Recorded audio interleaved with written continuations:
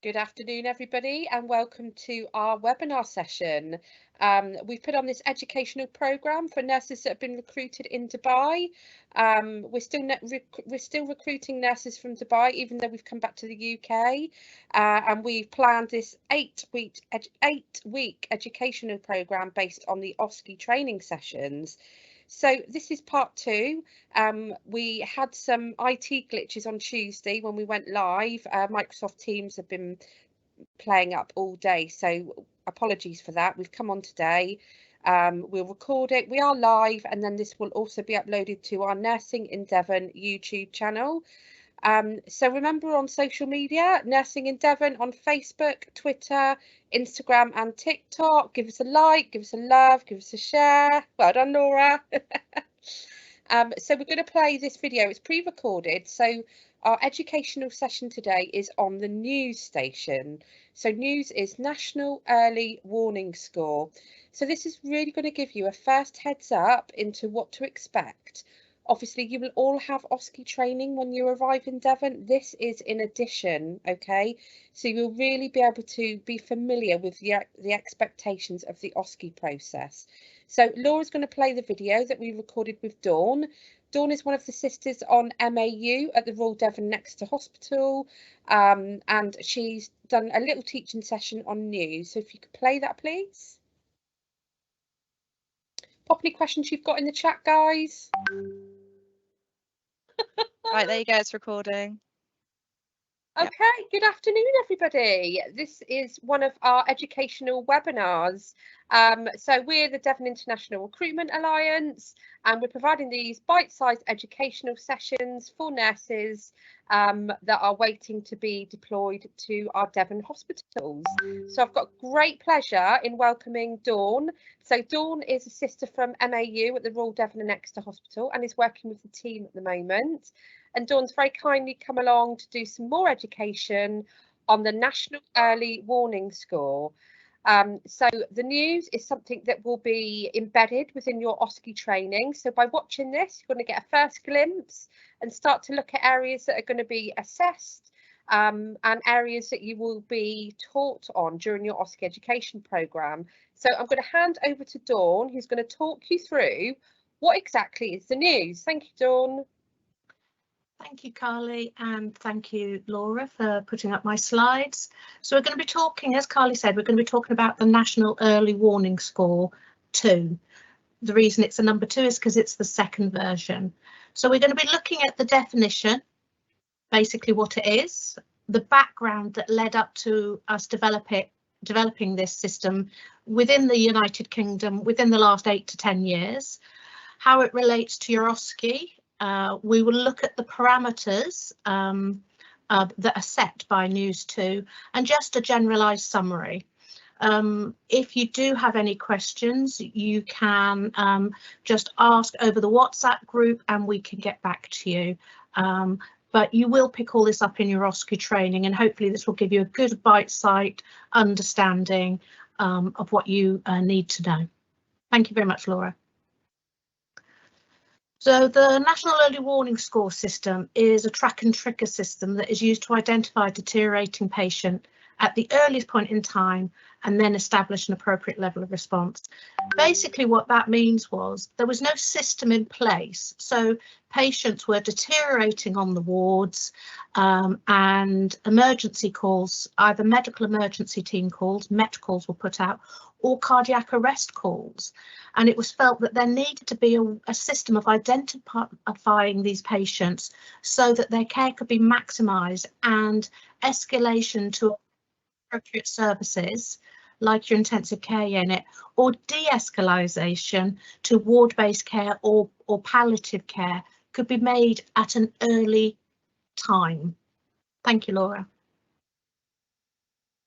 So there are various early warning systems used throughout the world. You may have some in your own home countries, but there is no standardization or continuity, and there hasn't been internationally a global consensus. So you will find different systems throughout the world. It was initially developed in the late 1990s, and as I said, it was developed on the premise of early detection and timeliness of response with escalation to high level of care if needed. The first recorded early warning score was in Norfolk, and it was presented at the Conference of the Intensive Care Society in 1997. But it was first produced in the United Kingdom for widespread use in 2012, so 10 years ago, by the Royal College of Physicians, and was updated in 2017 as NEWS2. So we started off with early warning score, it became National Early Warning Score, and we're now at National Early Warning Score 2. And it will be reviewed regularly, and the next time is next year. Thank you, Laura. So the reason they went from NEWS to NEWS2 is so that they could again have some standardisation. So they linked in with the UK Resuscitation Council so that we could do an ABCD assessment. The boundaries of each parameter score, and you'll see when we show you the charts, would appear on the charts, and with a dedicated section to oxygen saturation scale 2, which again will become clearer on the slides. They also improved the recording of how much oxygen was being given, whether it was supplemental, whether it improved the patient, and what device you were using, nasal cannula, non-rebreathing, Venturi, those sort of things. Thank you, Laura. So it will appear in your OSCEs. You will be expected to correctly record your vital signs, record the findings and calculate a NEWS2 score. Thank you, Laura. So it's a very simple scoring system. Basically, each vital sign that you're taken is assigned a score depending on where it appears within the parameters. It's also, as well as a numerical score, it's also given a colour score, and that makes it very easy to be able to assess a patient either by numbers or by colours. You add all the scores together and you get a total, which will then give you the responding action for you to take. Thank you, Laura. So the parameters you're looking at are your respiration rate, your oxygen saturation, with or without supplemental oxygen, your systolic blood pressure, your heart rate, your level of consciousness or new confusion, and your temperature. Now, as you can see, I put an asterisk next to new confusion. So a patient who has a known cognitive impairment, Alzheimer's, dementia, if it is their normal state and they aren't any worse than usual, that is their normal level of consciousness, and it's not new confusion. So we really need to highlight that because a lot of people make that mistake. So new confusion. Thank you very much, Laura. So this would be on the back of your observation chart, and as you can see the parameters and the scoring across the top, and the scores across the top, and the physiological parameters down the left-hand side. So, for example, if you have a respiration rate between 12 and 20, you will score a 0. And if you have a saturation of 96% or above, you will score a 0. If you're on scale 1, so scale 1 is for people who normally do not have a respiratory condition like COPD. The parameters are changed for when you have COPD. You will see that there are scoring for air and oxygen, for your systolic blood pressure, what the heart rate is, your conscious level, and your temperature. The consciousness is alert, C for confusion, V for responding to verbal, P for pain, U for unconscious. Thank you, Laura. So there is a threshold to how often you should be monitoring or doing vital signs on your patient. So on the acute medical unit that I work on, the standard is everybody gets 4-hourly vital signs, and often more frequently depending on their condition and their NEWS2 score. A lot of the general medical and surgical wards do prescribed observations, which means that they may just have them 12-hourly, 6-hourly, twice a day. But the NEWS2 score tells you what you should be doing as a bare minimum. So if they're scoring a 0, then you can just do 12-hourly observations. But if you're scoring between a 1 and a 4, it should be 4 to 6 hourly. If you get 3 in a single parameter, so you could score 0 on all your observations, but somebody could have a high fever, and that would give them an automatically of 3, give them an automatic score of 3. A total of 5 or more means an urgent response is met. So you're talking about speaking to a medical doctor, maybe doing a medical emergency team call, and 7 or more is normally your cardiac arrest or medical emergency team call. And this is based on the trust that you're working in and what their processes are. Thank you, Laura. So also on the back of your charts, as well as the parameters and how often you should be observing the patient, it also tells you what you should be doing in response. So as you can see here, a 0 continues routine NEWS2 monitoring, a 7 or more emergency response threshold, which is the same as urgent, but the patient should be reviewed by somebody at specialist registrar level with critical care competencies, advanced airway skills, transfer to be considered to a high dependency unit or intensive care unit. And it may well be that the patient isn't escalated. They may well decide that actually ward-based care is appropriate. There may well be lots of other comorbidities. And again, that will be down to the senior doctor reviewing the patient. Thank you, Laura. So a lot of you will know about how to assess consciousness, either through the Glasgow Coma Score or any local scoring system that you use. We also have a system, a rapid quick assessment, end of the bed assessment called AVPU, alert, response to voice, response to pain, but unresponsive. With the NEWS2, they have modified that slightly so that you do have confusion in there. So I just wanted to highlight that because you may well have seen an AVPU and not seen that it has confusion in it, but it's been added in to help with the NEWS2 calculation. Thank you, Laura. So this was a slide that I looked and found just to give you a standard sort of look at how it compares to the Glasgow Coma Score, and the Glasgow Coma Score will be another webinar we were doing at a later date. So you can see very quickly how AVPU is a lot quicker to work out than your GCS, but also what the corresponding figures are. Thank you, Laura. So NEWS2 hasn't been standardised throughout the UK. I couldn't find any more up-to-date information other than this one from the last couple of years. Currently, only 76% of acute NHS trusts in England, we're not talking about Scotland or Wales, but in England, use NEWS2, but 100% of all our ambulance trusts are using it. The other hospitals out of that 100% with the acute trusts are using their own versions. So it's better, but it still isn't standardised, and that's what we would like to see. We don't use NEWS2 on children in under 16, so children or pregnant women, and it shouldn't be modified because we don't want to compromise patient safety. You know, we want a consensus, we want a standardisation, we want an ambulance crew handing over to a trust that they're talking the same language, and so they understand when they say somebody has a NEWS of 6 what that means, and also when you're transferring between hospitals that you can understand how sick a patient is from the NEWS2 score. I will be doing a further webinar on sepsis, and a NEWS2 score is the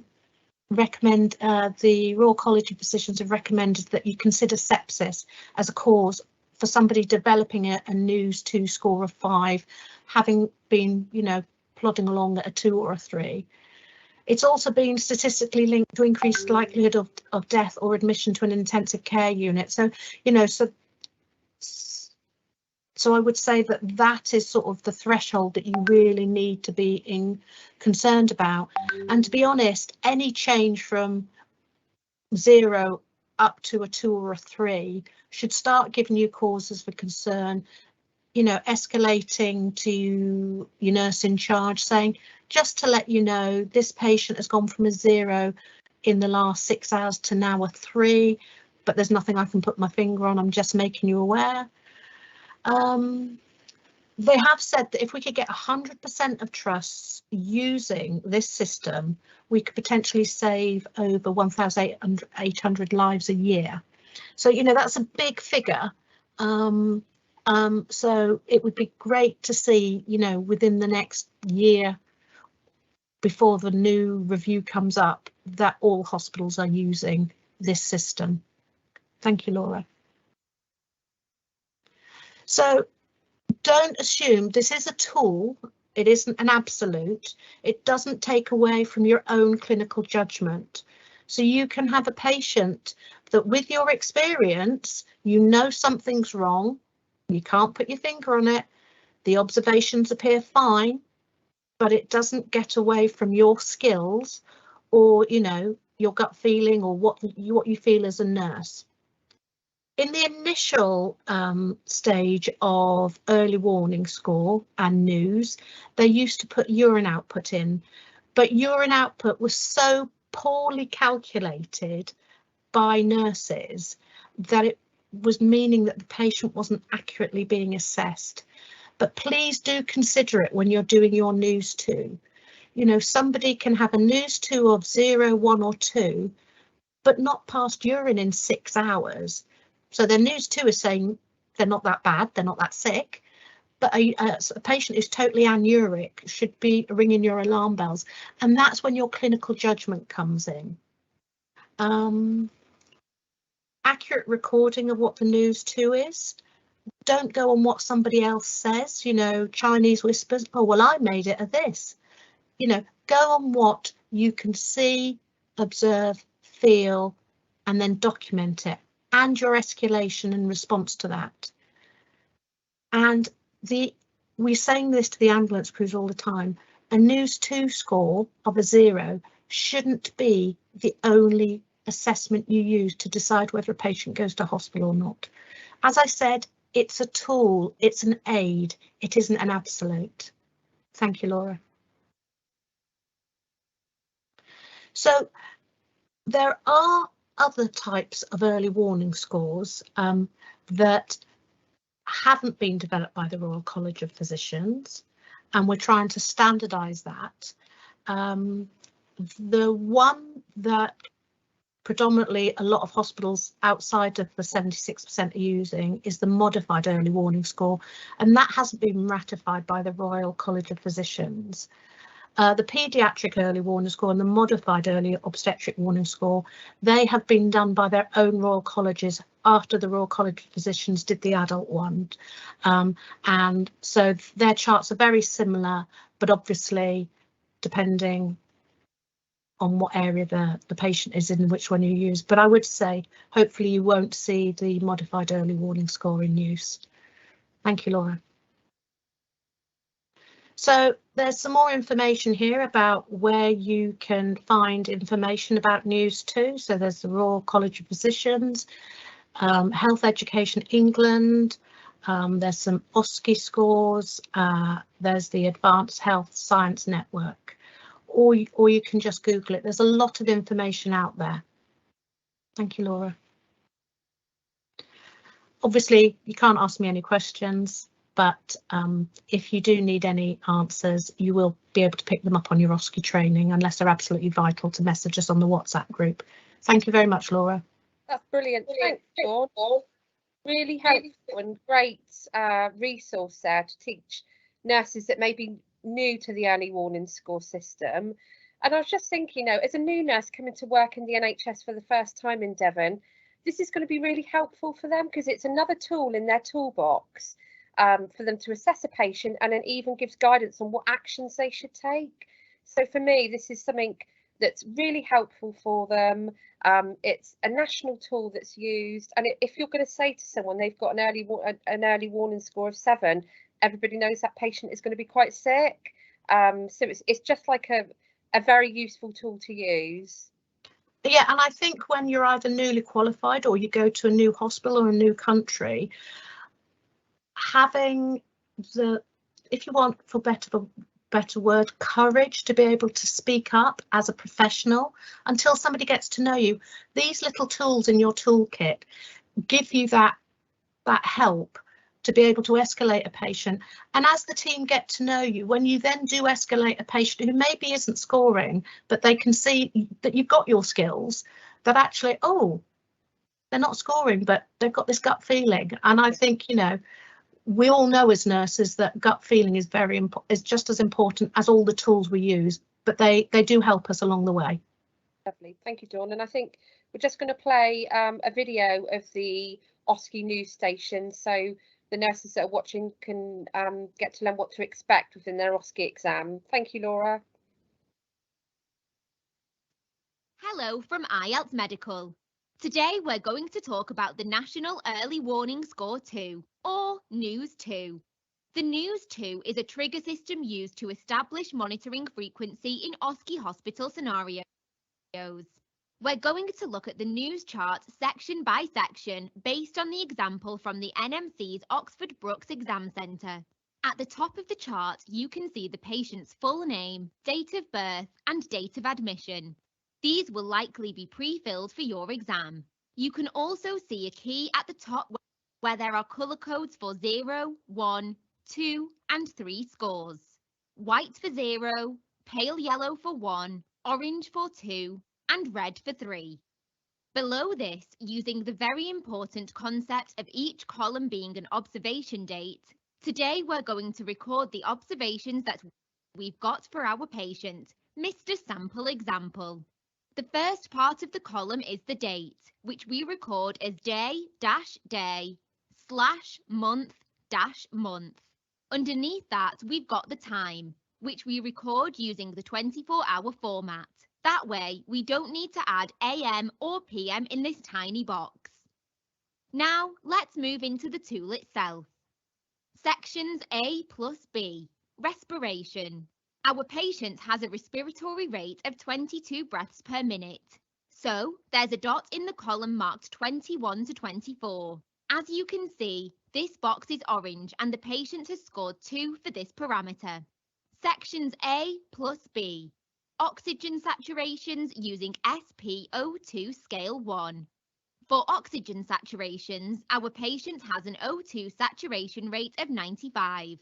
So there's a dot in the column marked 94 to 95. As you can see, this box is pale yellow and the patient has scored 1 for this parameter. Please note that for the NMC OSCE, you won't use the SpO2 scale 2. Section Air, Oxygen. We need to know if the patient's on oxygen or not. If they are on room air, then we need to add an A to this section. If they are on oxygen, then we add the number of litres of oxygen. Our patient is on room air, so there's an A in this column. This has added 0 to the score. Section C, blood pressure. Now we're going to chart the blood pressure with both the systolic and the diastolic blood pressure readings. Our patient has a systolic blood pressure of 105 and a diastolic blood pressure of 85. So the top arrowhead is in the 101 to 110 box and the bottom arrowhead is in the 81 to 90 box. We then join the arrowheads together with a straight or hashed line. Now sometimes when doing this freehand, your line may be a bit wobbly. What I would recommend is that you use your cue card or any other straight edge to draw a straight line. Please note that even though we've charted both, only the systolic top number affects the score. Our systolic blood pressure was 105 and this is in a pale yellow box which adds 1 to our score. Section C, pulse. Let's take a look at the pulse rate. Our patient's pulse rate is 92 beats per minute, so there is a dot in the 91 to 100 box. As you can see, this box is a pale yellow box which adds 1 to our score. Section D, consciousness. Now let's consider level of alertness using a scale of AVPU. Here you'll consider if our patient is alert or if they are only responsive to our voice or pain or if they are unresponsive. It is likely your OSCE patient will be alert, but you'll be guided by your patient or cue card. Our patient today is alert, so there is a dot in this box. An A is okay too. The box is white, so there is 0 effect on the score. Section E, temperature. Our final section is the temperature. Our patient today has a temperature of 37.5. So we've popped a dot in the 37.1 to 38 box. As you can see, this box is white, which adds 0 to the current score. To ensure that our chart is complete, we have to ensure that we fill in all the boxes. NEWS total is, as you know, 5. So there's a 5 in this box. Underneath this, we need to determine what our monitoring frequency will be. In your OSCE exam, you'll be given a sheet attached to your tool with example monitoring frequencies on it. I'll pop that on the screen now.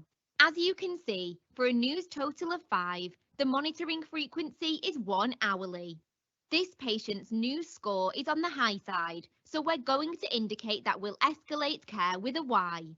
Underneath, we're going to add our initials. So for fictional nurse Sally Edwards, for example, we've popped an SE in the box.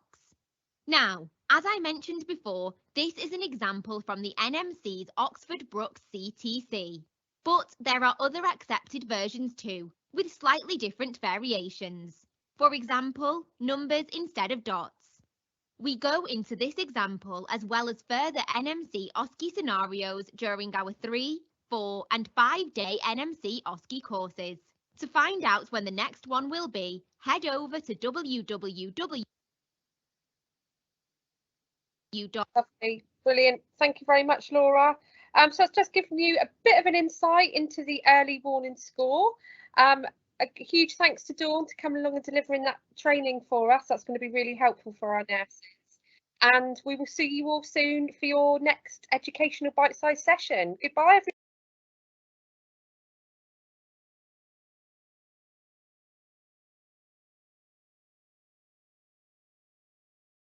Thank you, Laura. It's all right. That was good. So I hope you've all found that helpful today, looking at the National Early Warning Score OSCE Skills Station. So our next webinar will be a fortnight on last Tuesday. So it'll be the with me, I'm just looking at my calendar. So it'll be the 12th of July will be the next Dubai webinar. It'll be on I think it'll probably be fluid balance chart OSCE Station. We've got all of them planned. We know that a lot of you watch this on catch up. It will be uploaded to Nursing in Devon YouTube channel. A lot of you are probably working, but you can catch up there for free. Please use them and let us know if there's anything else you would like to see. And we will see you soon. So take care, everybody. See you soon, everyone. Bye. Bye.